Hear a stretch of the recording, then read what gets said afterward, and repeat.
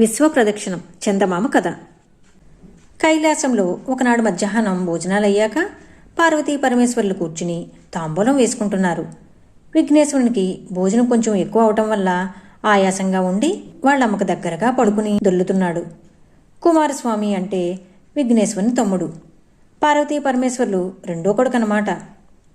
తన అన్నకు మళ్ళీ బద్ధకంగా ఒకచోట కూర్చోక చురుకుగా అటూ ఇటూ ఏదో పని ఉన్నవాడికి మళ్ళీ తిరుగుతూ ఉన్నాడు.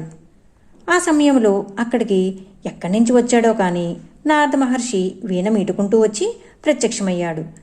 ఆయన రెండో చేతిలో బంగారానికి మళ్ళీ పచ్చగా మిసమిసలాడిపోతూ ఉన్న పెద్ద మామిడి పండు ఒకటి కనబడింది. ఆటల హడావిడిలో ఉన్న కుమారస్వామి ఆ పండును చూడలేదు కానీ నేల మీద ఆప్సోపాలు పడుతూ దొర్లుతూ కూర్చున్న గణపతి పసిగట్టాడు. ఆయాసమంతా ఏమైపోయిందో కానీ గణపతి వెంటనే లేచి నారద మహర్షికి ఎదురెళ్ళి ఆ పండు అందుకోపోయాడు. అప్పటికి కుమారస్వామికి కూడా ఆ పండు సంగతి తెలిసి తూరిలాగా ఎగిరి వచ్చి నాకో పండు అన్నాడు. ఆ ఒక్క పండు కోసం అటు విఘ్నేశ్వరుడు ఇటు కుమారస్వామి పోట్లాడుకోసాగారు. ఎవరైనా ఇద్దరు పోట్లాడుకుంటూ ఉంటే చూడటం నారదుడికి సరదా ఏమిటి? అతనికి పోట్లాడు చూస్తూ ఉంటే వేరే భోజనమే అక్కర్లేదు. అందుకే అతనికి కలహ భోజనుడు అని పేరొచ్చింది. కలహం అంటే పోట్లాటే భోజనంగా కలవాడు కనుక అతనికి ఆ పేరు వచ్చింది. అందుచేత ఈ సమయంలో ఆ అన్నదమ్ములిద్దరూ ఆ ఒక్క పండు కోసం కోట్లాడుకుంటూ ఉంటే నారదుడికి చాలా సంతోషంగా ఉంది. కానీ క్రమంగా ఆ పిల్లల పేచి చిలికి గాలివానయ్యి పండు కోసం వాళ్ళిద్దరూ కొట్టుకుని ఏడవటానికి సిద్ధమయ్యేటప్పటికీ వాళ్ళని తాను అలా ఏడిపిస్తున్నందుకు పార్వతికి తన మీద ఎక్కడ కోపం వచ్చిపోతుందోనని భయం వేసి నారదుడు ఆ కోట్లాట ఏదో విధంగా పరిష్కారం చెయ్యాలని ఆలోచించాడు. ఏమోయ్ గణపతి, నిన్నేనయ్యా కుమారస్వామి, ఆగండి, దెబ్బలాడుకోకండి. నేను తెచ్చింది ఒక్క పండు కదా, మీకిద్దరికీ ఎలాగివ్వటం? మీలో ఎవరికో ఒకరికే ఇస్తాను. మీ ఇద్దరిలో ఎవరైతే 14 లోకాలు ఒక్క మాట చుట్టి ముందుగా ఇక్కడికి వస్తారో వాళ్ళకి పండు ఇచ్చేస్తాను అని ఆశ పెట్టాడు నారదుడు. ఆ మాట వినడంతోనే కుమారస్వామి తన వాహనమైన నెమల వీపు మీదకెగిరి లోకాలన్నీ ప్రదక్షిణం చేసి రావటానికి వెళ్ళిపోయాడు. పాపం గణపతి మాత్రం ఇంకా అక్కడే ఉండిపోయాడు.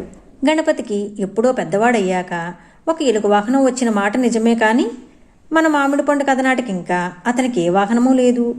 పోని ఎవరి వాహనమైనా ఎరువు తీసుకుని ఎక్కి వెళ్దామన్నా ఆ పెద్ద బొజ్జు మూలాన స్వారీ చేయడానికి సులువు లేక ఆ మాట తలపెట్టడానికి వీల్లేకపోయింది.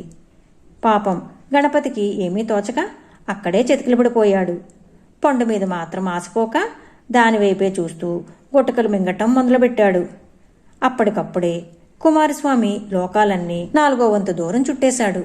తమ్ముడు రాకుండానే ఎలాగైనా ఆ పండు కొట్టేయాలని గణపతి ఆలోచన మొదలుపెట్టాడు. అతని పొట్ట ఉపాయాల పుట్ట కనుక గట్టి ఆలోచన ఒకటి ఇట్టే తట్టింది. ఇదిరా పని అని గణపతి కూర్చున్న చోటు నుంచి చటుక్కుని లేచాడు.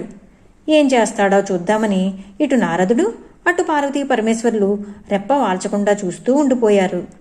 గణపతి మాట్లాడకుండా సరాసరి పరమేశ్వరుని దగ్గరికి వెళ్ళి ఆయన చుట్టూ ఒక మాట ప్రదక్షిణం చేసి చక్కా వచ్చాడు.